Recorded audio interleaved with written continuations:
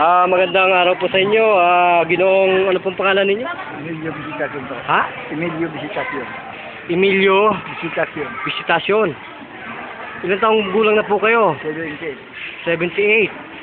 Taga saan po kayo sa probinsya? Cadiz City, Oriental. Ano po? Cadiz City. Cadiz City, oh. So ano pong nilapit ninyo at itinawag sa ating programang Lingkod Bayan ni Brother Tony Falcon? Oo, yes. Ano po ang dati mong hininga? Talagang hininga ko yun na sir. Ha? Hindi magandang hininga ko yun na. Hindi po maganda. Gajay na. Pero ngayon na, ayos na. Ngayon po ayos na, oh my God. Yan po ba'y makatotohanan yung sinasabi ninyo na yan? Oo po sir. Opo, kasamang Tony, si brother po, mas matanda sa atin pero nagsasabi ng, kayo po ba'y nakatanggap ng kagalingan, brother? Yes sir. Nasiyahan po ba kayo?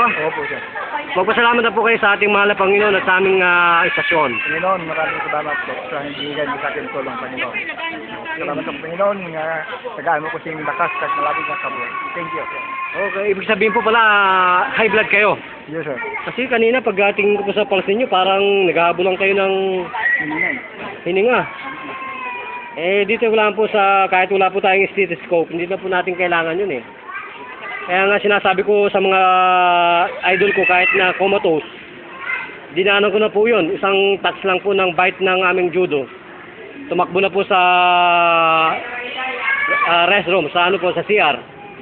Tumae at sinabi sa kanyang anak na military, Marines po at saka PMA, anong nangyari sa kanya? 6 months bedridden po yun. At nang dalhin sa Biluna, ayaw na opera ng doktor. Pagdating doon sa akin, hindi ko na makausap sister, mga brother. Tinatch ko lang, isa lang, kublit, tumakbo. Hindi na nakakabangon. Yung opera ng doktor kasi nga, mataas ang dugo. Yan pong dugo na yan, pag tinatch ko po namin kayo, wala pang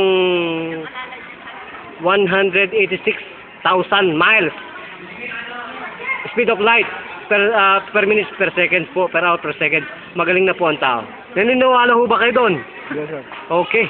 Kasamang Tony, ito pa rin po ang inyong Lingkod Bayan, si Brother John. Nag-uulat dito sa CBS DWAD 1098 kHz News AM.